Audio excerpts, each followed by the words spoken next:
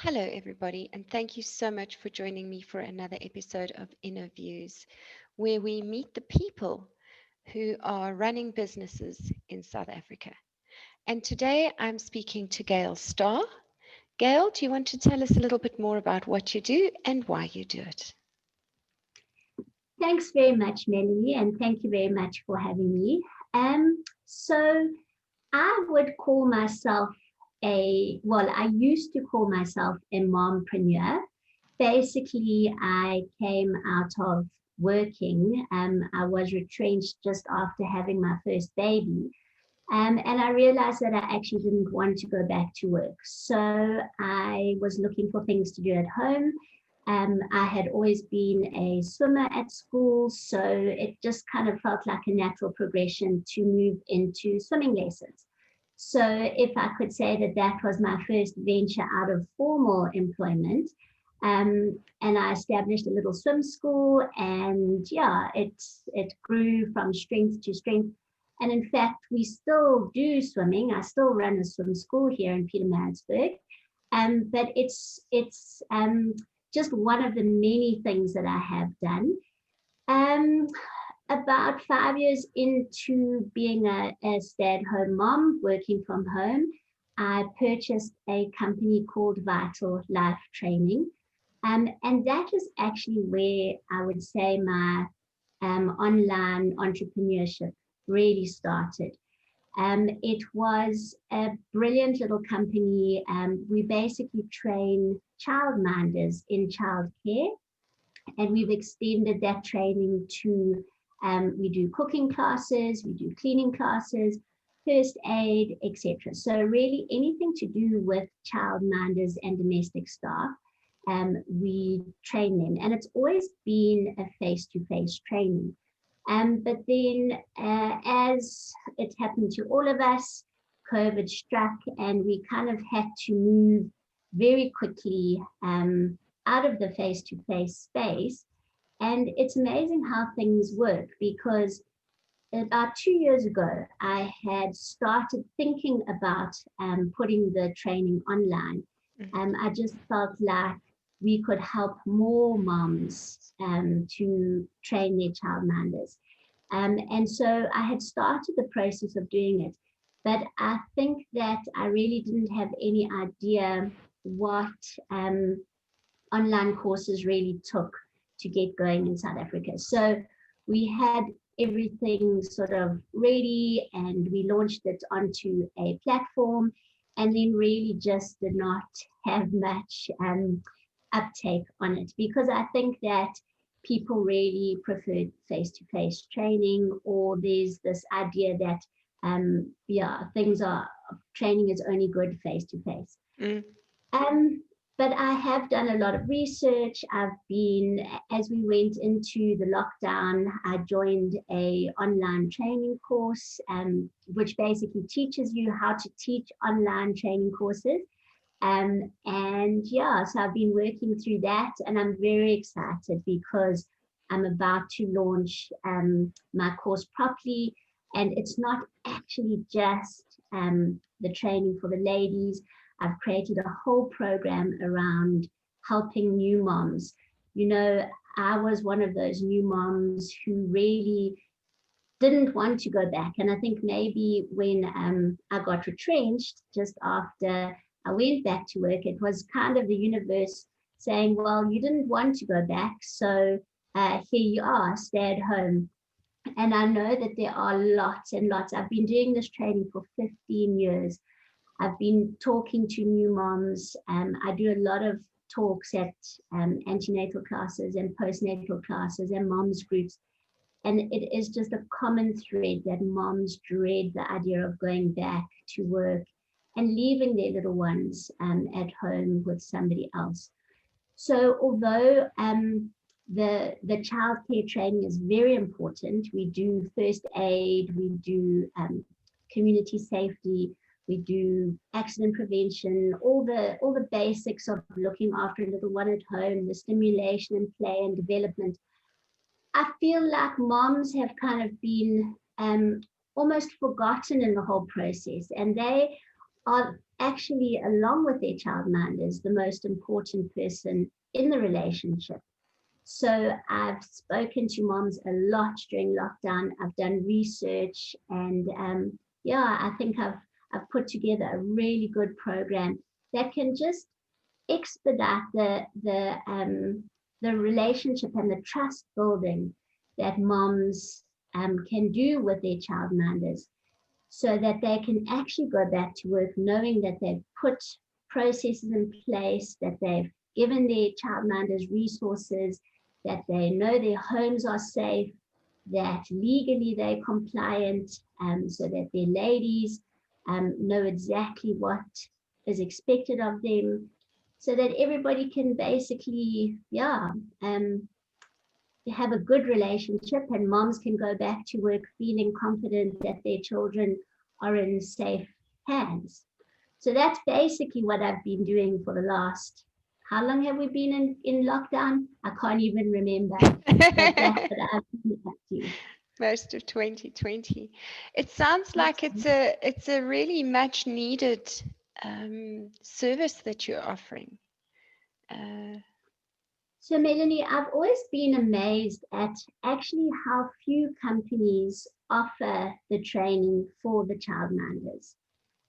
You probably would find one or two in each of the major cities. And to me, it's one of the most important jobs. I often feel like people say, or the ladies always say to me, I'm just a childminder, or I'm just a nanny. mm, And actually, to me, nannies and childminders are so, so important. And I really have a passion for helping these ladies because they really, really fulfill a very important role.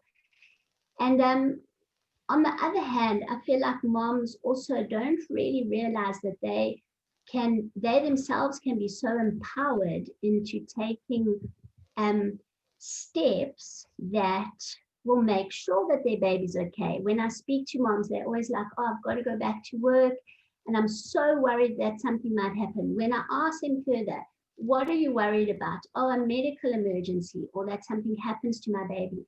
And there is so much they can do, from equipping their childminders with the necessary skills to making sure their ladies have the necessary resources at home. mm, And then, just like we do in all businesses, they can do a whole risk assessment on their own homes, so that so accidents, I understand accidents do happen, but many accidents are preventable. So they can do a whole risk assessment on their own homes to make sure that those preventable accidents don't happen. So I just want to, with this program, I want to give moms their power back. I want to equip ladies, and I just want to make the relationship between the mom and the childminder one of trust as opposed to one of uncertainty. mm, mm. I know I don't have children of my own, but I've got friends with kids, and I've heard some horror stories about they kind of come home at an unexpected time and find strange things going on, and I can see how your course would kind of fill that gap, because I really think that a lot of people expect a lot of childminders also, without really understanding that they need a little bit of support and help to be fully effective.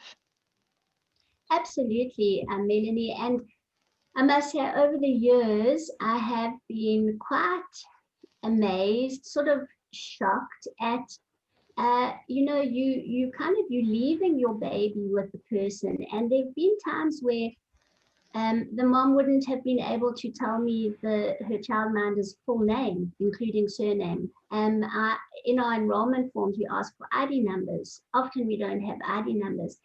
It's just to get everything like that sorted out. And I think what really happens is, as a new mom, you are so overwhelmed. You are so crazy just trying to survive each day. I mean, I suffered really badly from postnatal depression when I had my first baby.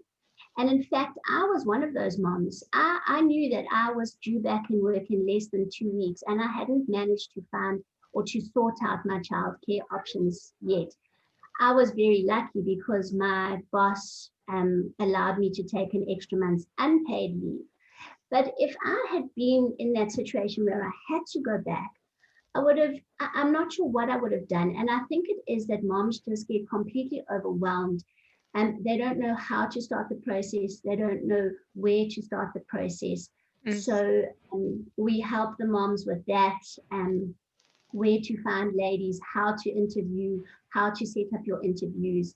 And yeah, I think that once you get going, then in the program, we show you exactly what needs to be done from the legal compliance. And I think what you were saying about coming home at uncertain times and things are happening that you don't think should be happening, but it's because you haven't actually sat down with your lady and you haven't laid out the rules.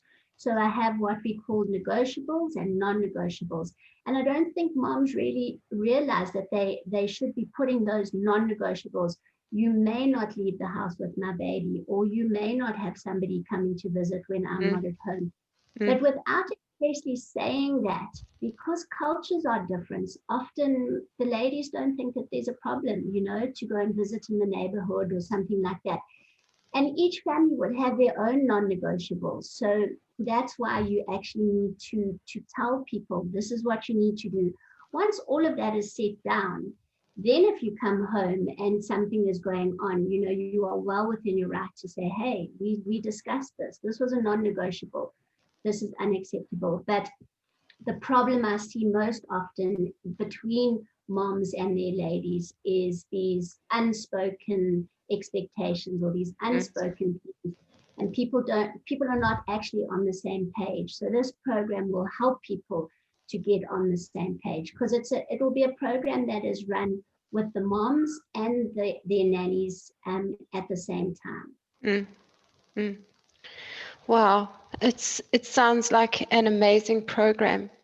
Now, I'd very much like to hear more about your experience with creating an online course that you then struggle to sell, because I've had similar experiences, and I'm sure that others watching, because I know a lot of people are saying, yeah, create an online course, it'll make you money. And it's very easy to just churn out a bunch of courses, but if they're not selling, then that can be a huge challenge. So what have you found have been your biggest challenges, and how have you overcome them? Okay, so Melanie, this program that I'm going through at the moment, it's called Business by Design, and it's written by an American guy called James Wedmore. For anybody who is thinking about online courses, I would highly recommend you looking him up and having a listen. He's got a podcast that he puts out each week on all sorts of topics. But basically, what he says is that nobody wants your course. Yes. So you create a course, you think that somebody will buy it, and actually nobody wants your course. So what you really have to do is you have to, first of all, you have to find the niche, you have to find your audience that you are looking at. Then you have to look at their biggest problem and how you can solve it. So actually it's not, so I did it backwards. They actually advocate to finding your customers before you actually create your course, which I know sounds a little bit scary, but obviously you have the outline of your course. You know exactly what you want to have in your course, but you don't spend 6 months or 12 months actually creating the course in case nobody will buy it, which is exactly what initially happened with me. So my face-to-face, so the online course that I created was the exact same course that we do face-to-face with our ladies. So in my head, I knew that people did it offline, so they would probably do it online. But the thing is that in my hometown of Pietermaritzburg, because I've been involved in children's activities, I also used to run a climber club, and I also ran an online human resources company over the last 15 years. It's kind of in a small town, everybody knows you. So when they phone you to find out about it, you can talk them through it. You can tell them exactly what your course is going to do, how it's going to help, what problem it's going to solve for them, etc. Whereas when you're dealing with people who don't know you at all, they're just going to look at that and they're going to be like, but what does this do for me? Mm. So you actually have to find the problem, you have to look at their pain points, and then you have to offer the transformation. So my moms want to go back to work. So my moms currently are dreading going back to work because they haven't found a childminder that they can either trust, or they haven't found their childminder yet.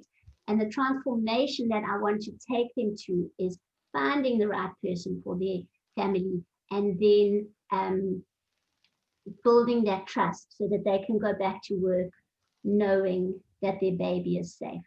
So Mm. it's a whole process. So you actually, yeah, I wouldn't advocate going out and creating 6 months worth of content Mm. until you've tested to see. And it's very easy to test where your niche is. So I used a lot of the moms groups on Facebook and just ask questions into those groups. Moms, what are your biggest challenges? Moms, if you've had a childminder before and things didn't work out, can you tell me why it didn't work out? What are your feelings about going back to work? So go and do your research, speak to people, ask in groups, and you'll see. So I think, Melanie, we maybe touched base in the Nsaka community. I'm Yes. not sure if you've noticed, but people are often asked on there, e-commerce entrepreneurs, what are your biggest challenges that you're facing? Mm. And when I see those kinds of questions, I'm sure they're all doing research so that they can refine their niches, they can refine their offers, they can find people's problems, and you're going to work your courses towards that kind Mm. of research and answers. Mm. So, what platform are you using to host your course? So my current course is on my WordPress website, and it's on a plugin called LearnDash, which worked, which has, so when I say nobody bought my course, we've had people through the course. We've had quite a few people through the course actually, but it's kind of people that I knew and people that sort of happened upon me. So it wasn't really through any marketing effort or any launches myself. But what I've decided to do with this course is um, I've taken an account with Kajabi. And the reason for that is that Kajabi for me is just an all-in-one platform. So I can actually, which I'm considering doing, moving my whole website across to Kajabi. Kajabi has landing pages, it has opt-in pages, everything built in. So you don't have to try and see, I'm not very good technically, and WordPress was a little bit complicated for me. It's got your whole email system within Kajabi. It's got automations for your email systems. So for me, it's actually just a really nice one-stop shop. And I was speaking to Warwick from Nsaka, and he recommended doing it. He said that when they had their WordPress website, the add-ons, so your email things and your automations and everything were costing more than what Kajabi is costing on a monthly basis. So Mm. it is a fairly expensive platform, but I think ultimately when you have everything all in one place and you can keep everything together, it's well worth it. But this will be my first launch, so I decided to bite the bullet and do the more expensive route and see how my launch goes. And if I get some people into my launch, then I know, and then I'll just carry on from there. And what is your plan if it doesn't work? So my plan, if it doesn't work, is not to give up, because I know 100% sure that this program will help moms. Mm. And that is ultimately my passion. So I'm not sure, Melanie, if you've ever seen a new mom who's got a tiny baby. She's got those big eyes. She almost looks like a deer in the headlights. She doesn't know where to turn or who to speak to. So really, I know that this program is going to take one huge decision off her plate. Mm. So if it doesn't, you know what, but I'm pretty sure it will work. I've got people on my waiting list already. So I created a wait list. I've done a couple of webinars. But yeah, you know what, there's definitely it. If I don't get people into this launch, it doesn't matter. I will refine my message, I'll refine my offer. You see, I'm learning the whole time because I've never done anything like this before. And I'm nearly 50. And so the tech side of things has been a challenge, I won't lie. Yes. But I will just carry on. I've taken a Facebook ads course, which I'm going through at the moment. I have just hired a virtual assistant to take some of the workload off.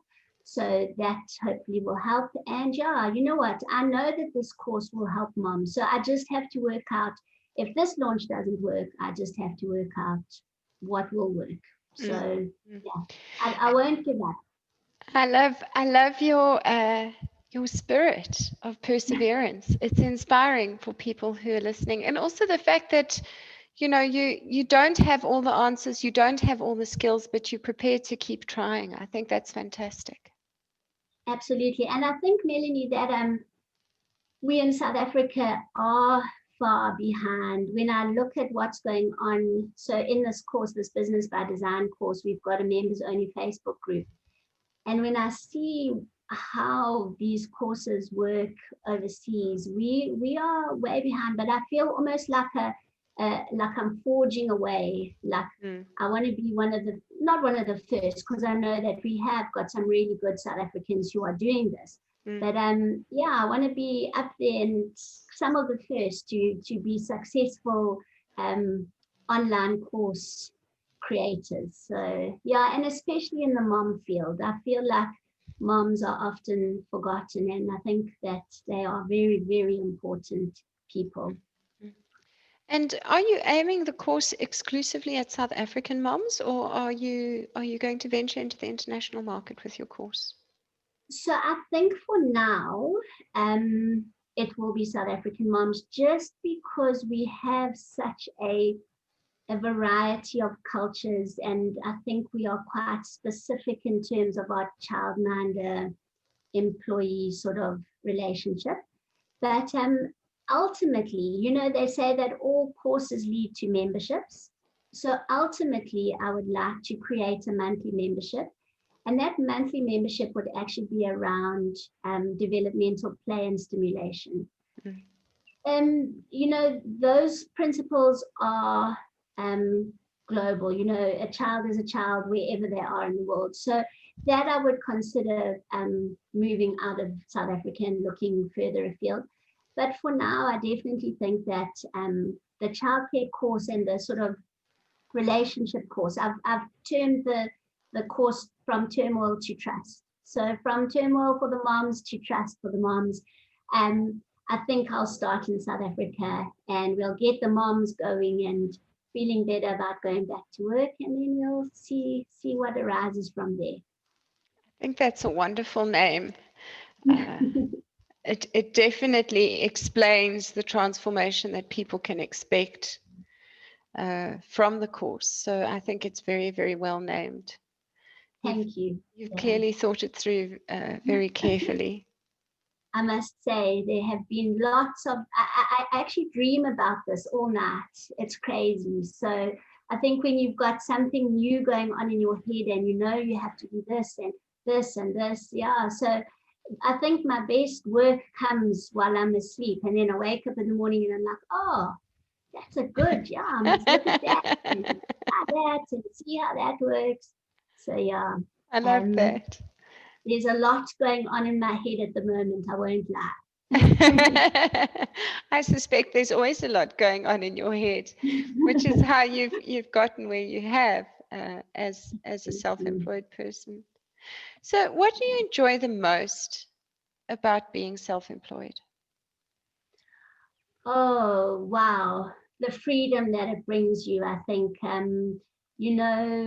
So I had my first child when I was still employed.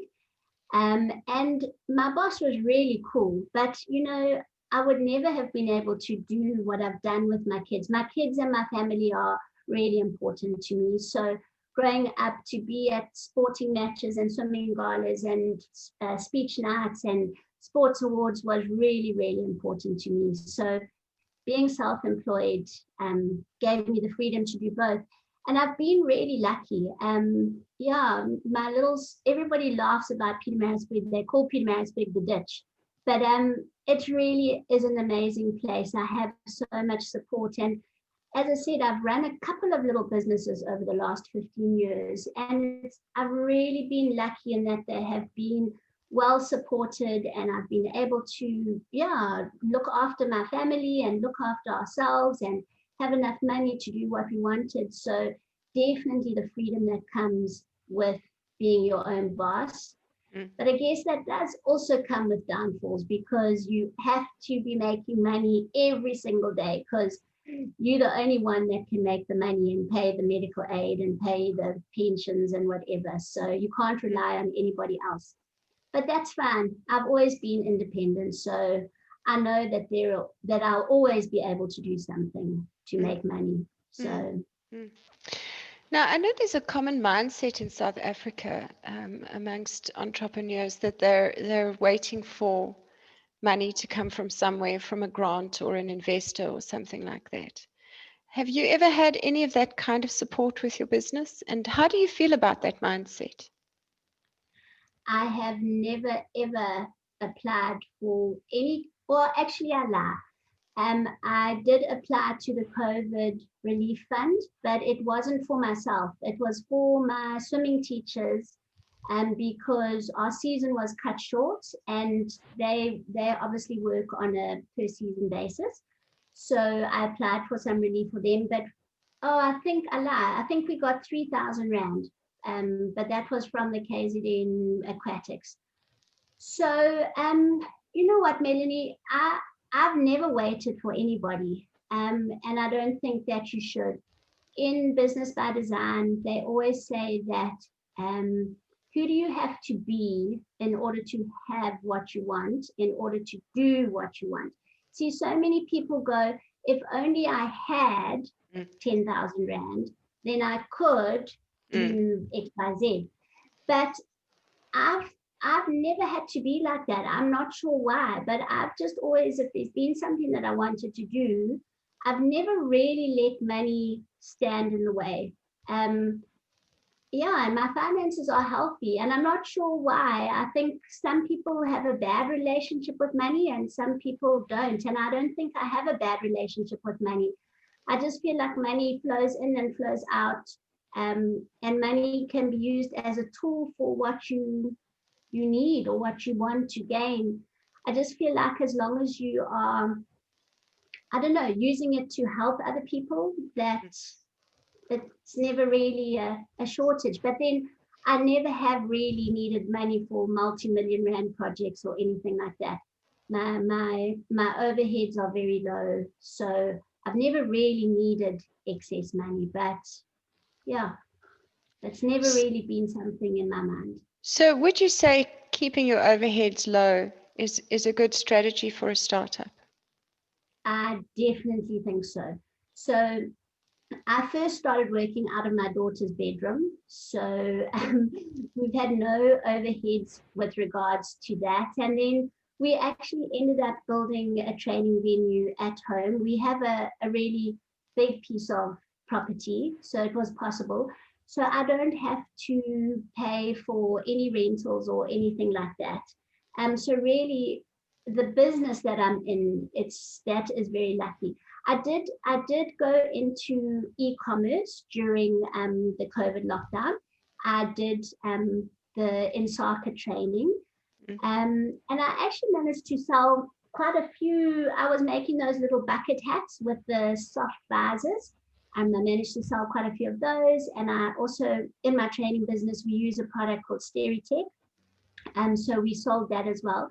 But I quickly realized that, like something like e-commerce, where you are selling online products, you have to have a whole lot more money than what I've been doing, because you have to get stock in, you have to get stock out. So yeah, I realized that my business really lends itself to not having to have a huge amount of capital, because it really is just me, my trainer, her salary, my salary, and then just general internet, electricity, lights, water, that kind of thing. So I don't have premises or stock or Mm. anything like that. So for Mm. me, my overheads can be very low, which I think is very good. Mm.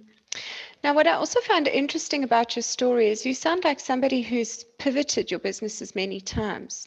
Um, this pivot word has become kind of the in word with COVID-19. Do you feel that your earlier experiences with pivoting your business many times has supported you now during this time in a positive way? Because it wasn't a new concept to you, was it? No, not at all, Melanie. In fact, my friends always joke with me that as my children were growing up, I bought businesses that sort of suited where we were at the time. And then when the kids kind of outgrew that phase, and I sort of outgrew it with them. So then I would get a bit bored and I would look around, and if something came up, then I'd be like, oh, that's a good idea. And so I would do that. So yeah, changing direction fast is not something unusual for me, and I don't think I've ever really thought about it. I think maybe it's just what I do. My husband does tell me that I'm like a magpie, the shiny object syndrome, and I can be like that. And I must say, with this business by design, I've had to really kind of try and keep myself on track and focused, because you'll be like, oh, a webinar launch, or a video launch, or a launch challenge, and you actually have to at times just stop and say, right, I'm going to do this to the end.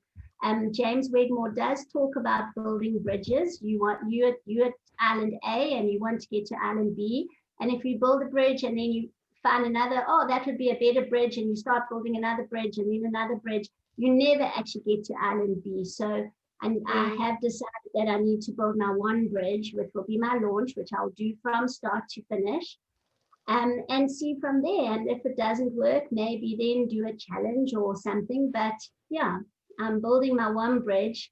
But yeah, pivoting has never really been strange for me, although I didn't know it was called pivoting. It was just what I wanted to do. Mm. And you say that boredom has mostly been your driver to pivot. So I think, sort of getting out of a certain phase of your life, and then what used to really inspire you didn't inspire you that much anymore. The two things, though, that have been with me from the beginning is the swimming and the training. So I've done other things in between that, but those two have really been the ones where my passion lies. I'm very passionate about water safety. We actually run a water safety and drown prevention course for the domestic ladies and the childminders and gardeners, because drowning is one of our highest childhood preventable accidents in South Africa. So yeah, I think swimming lessons and the training have been my two passions, and continue to be my two passions. Those are the two companies that I'm still running. So yeah, it's all been good. Gail, I have found your story totally inspiring. Thank you so much for chatting with me today. I appreciate it really very much. And I think there are a lot of people watching who are going to be inspired by what you've shared with us today. So, where can we find you online if we'd like to contact you? Okay, Melanie, and thank you so much for having me. I really enjoyed our chat, and thank you for what you do for online entrepreneurs, It's a getting our huge stories pleasure. out there. So I currently have a website. It's www.vitallifetraining.co.za. I also have a Facebook page with the same name. And I have an Instagram handle. It's vital_L_training. But I think once we put this up, then I'll also just pop the link to my waitlist page. I do have a waitlist page for any moms who might be interested in our up and coming program, the Turmoil to Trust program. So we can pop that in the links as well for anybody who might like to get the information when it comes out in 2 weeks' time. Okay, fantastic. Thank you so much for your time today, Gail. It was awesome speaking to you. Thanks very much for having me, Melanie.